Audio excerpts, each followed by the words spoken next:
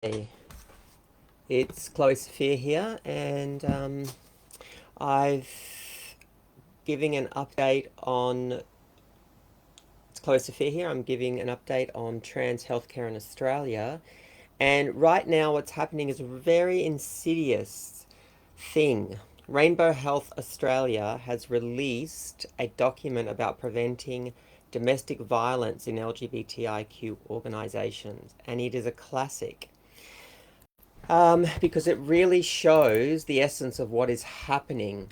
And in it, it talks about all sorts of things to do with intimate partner violence. And it talks about, the policies, what's existing, research and limitations. And it talks about inequality and power, gender dynamics, cisnormativity, heteronormativity, intersectionality, perpetration of violence, all these things about primary prevention. And what it fails to discuss is that gender affirming medical care provided by the government is for um, domestic violence.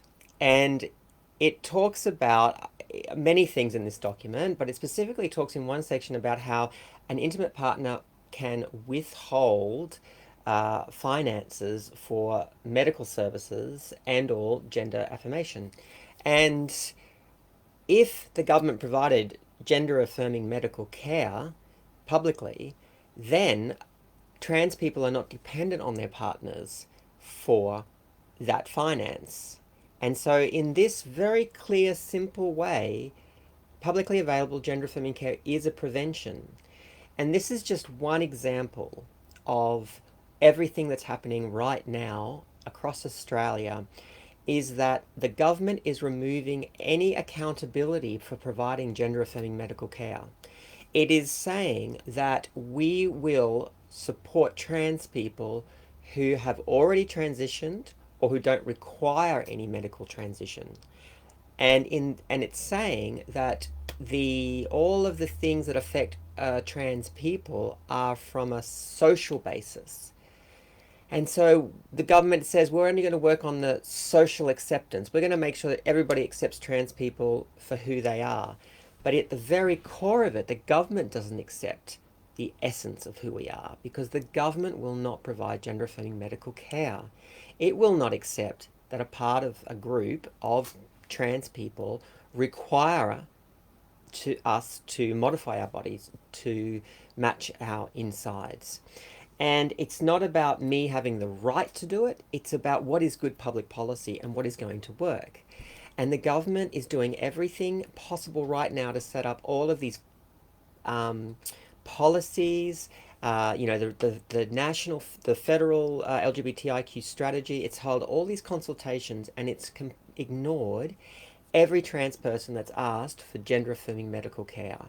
It's ignored it and only implemented the things that it wants to implement and the things that cross over with gay and lesbian issues. That is what's happening right now. So the government looks like it's doing this amazing job being positive, proactive. It's got this LGBTIQ policy, but at the very essence and core of it, it is transphobic, and it is upholding systemic violence against trans people. And it's happening underneath our eyes. It's happening, and organisations like Rainbow Health Australia that I've attempted to connect with, I've had conversations with, whether it's Equality Australia, whether it's Transgender Victoria, who's running around telling organisations that most of us don't want to modify our bodies, that we just want to socially, transition. I mean, this is really disgusting behaviour, but it's not. It's absolutely not surprising. Another indicator of this was in South. This happened in any state that's got like a state-based LGBTI or transgender affirming pathway in the medical system. Um, Sorry, I am not aware that's of my any home case automation report. system. That is Sorry. absolutely not Um, surprising. Another indicator of this and pattern. so when they put out their document, the preface of these documents in every state says that due to the higher demand of trans people presenting for medical care, we must implement a policy to help them, which is bollocks, because trans people have always been asking the government and the medical system for help for the last 100 years. And so the government, they can't be accountable. They're children. They cannot be accountable for anything. They're like rich parents who don't want to spend time with their kids. They just want to buy their love with these, with spending money in certain areas, but they don't ever really listen. And it's insidious and horrible that when they do have a consultation and we think, oh, they are listening, they choose what they want to implement. And this is how systemic violence and oppression continues in Australia. So this is what's happening, and you can please tell me I'm wrong. After 10 years of research and advocacy, no one yet has been able to tell me that I'm wrong in this area. The government is removing all accountability for trans healthcare, and they are building, and with the help of people like Rainbow Health Australia and other NGOs and not-for-profits, through the mental health providers like Mind Australia and Headspace, all of these organisations support the same narrative that the government is in no way accountable for providing, medical health care to trans people.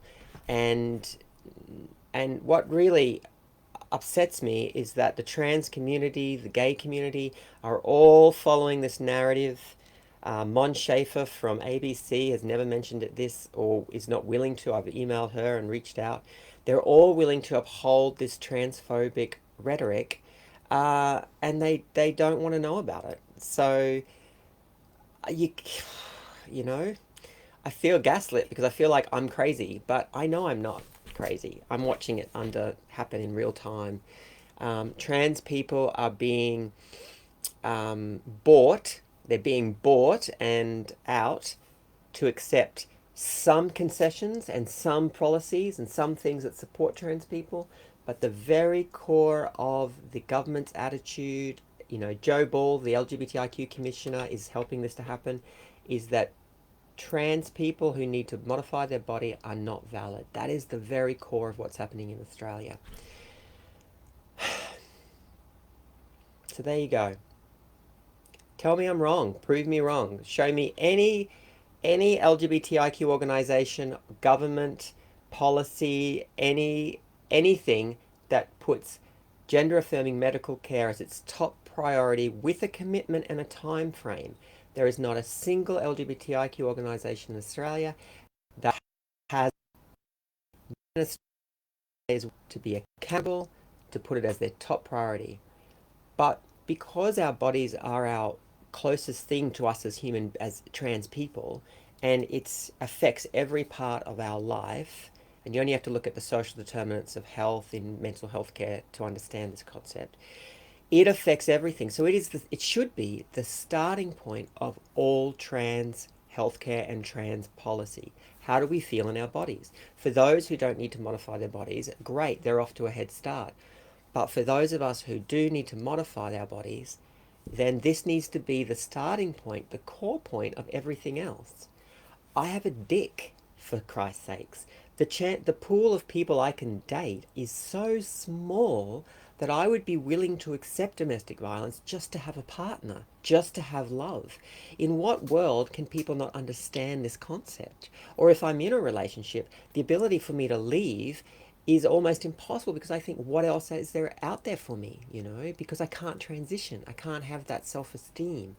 And the idea that the government thinks that we can elevate our self-esteem with not addressing our bodies and not addressing our medical care is a fundamentally violent approach. That's all for me. Thank you.